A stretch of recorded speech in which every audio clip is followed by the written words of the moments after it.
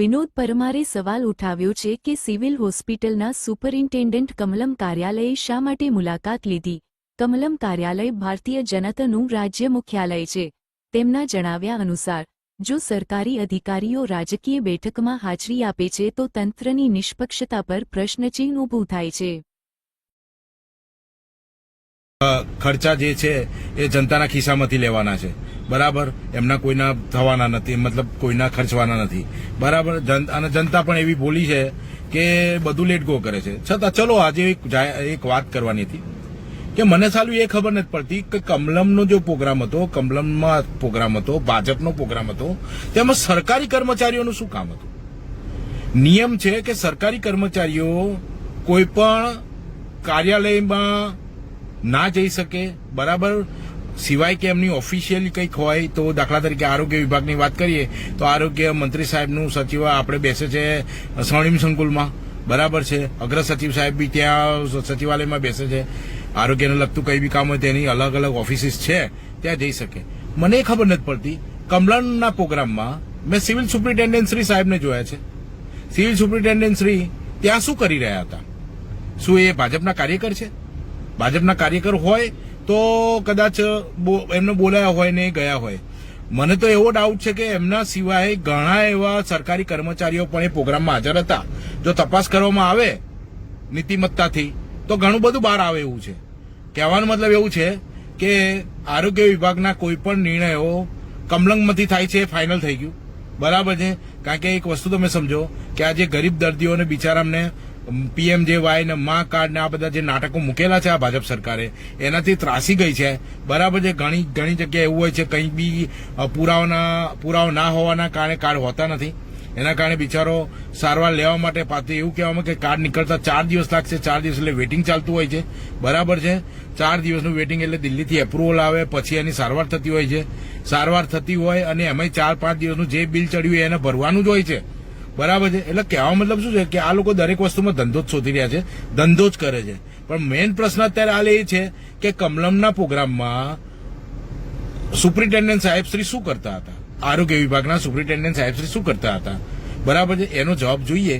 કારણ કે કોંગ્રેસ પાર્ટી હોય કે આમ આદમી પાર્ટી હોય કે કોઈ પણ પાર્ટી હોય એના કે ભાજપ હોય, એના કાર્યક્રમની અંદર કોઈ પણ સરકારી વ્યક્તિ, સરકારી નોકરિયાત વ્યક્તિ હાજરી ના આપી શકે, બરાબર। પાર્ટીના પક્ષના પ્રોગ્રામમાં હા તમે સરકારી કંઈ જાહેર કરેલો પ્રોગ્રામ હોય તો બરાબર છે, પણ એ સરકારની જે તે ઓફિસમાં હોય છે કે જે તે કોઈ સ્થળ નક્કી કર્યું ત્યાં, કમલમમાં નહીં। કમલમમાં શું કરવા?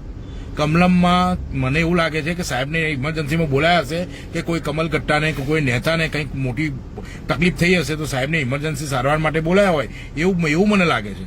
કારણ કે ખરેખર આ એવું કહેવાય કે પ્રજાને મૂર્ખ તો બનાવી જ છે પણ હજુ પણ મૂર્ખ બનાવવાના ધંધા મૂકતા જ નહીં આ લોકો।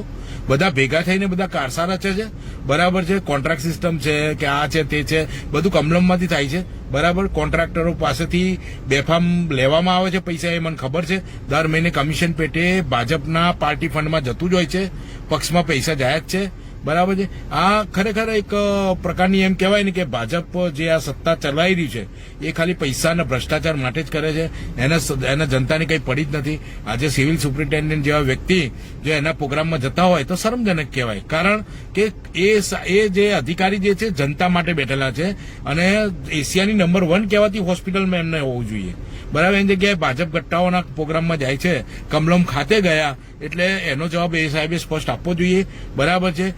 મીડિયા બોલાવે કે કંઈ બી કોન્ફરન્સ કહીને આપે અથવા તો લેખિતમાં એનું કંઈક આપવું જોઈએ કે ભાઈ ક્યાંય કમલમની ઓફિસ કે કાર્યાલય પર તમે કેમ હતા, બરાબર। આ સવાલ હું સીધો એમને કરવાનો જ છું, બરાબર। આ મીડિયાના માધ્યમથી કે સોશિયલ મીડિયાના માધ્યમથી અત્યારે તો હું કરું જ છું, પણ લેખિતમાં બી એમને પૂછવામાં આવશે કે સાહેબ એવી રીતે શું મજબૂરી હતી તમારી કે તમારે ત્યાં જવું પડ્યું કમલમની ઓફિસમાં, અને 3-4 અધિકારી જે એક નેતાજી પણ બેઠા છે એમની પાછળ જ બેઠા છે।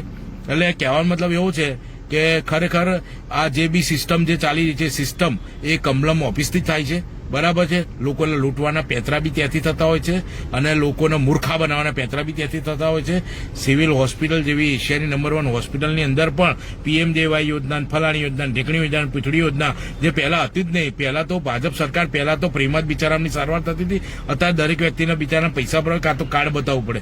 એવી રીતે કેવી તમે લોકો યાર ગરીબોને બી છોડતા નથી. શાંતિ રાખો. હવે તમારા દિવસો ભરાઈ ગયા છે. પણ મને પ્રશ્ન એ છે કે કમલ ગટ્ટાઓની ઓફિસમાં કમલમ ખાતે આરોગ્ય વિભાગના એશિયાની નંબર 1 હોસ્પિટલ, સિવિલ હોસ્પિટલના સુપ્રિન્ટેન્ડન્ટ સાહેબજી શ્રી ગયા કેમ? અને બીજું એ સિવાય પણ ઘણા એવા અધિકારીઓ હશે, જો તપાસ કરવામાં આવે તો ઘણા એવા અધિકારીઓ હશે કે ત્યાં હાજર હતા. ખરેખર આ એક ચિંતાનો વિષય છે કે જો સરકારી અધિકારીઓ કમલમના ઇશારે નાસ્તા હશે, કમલમના ઇશારે ચાલતા હશે તો જનતાનું ભલું થઈ રહ્યું.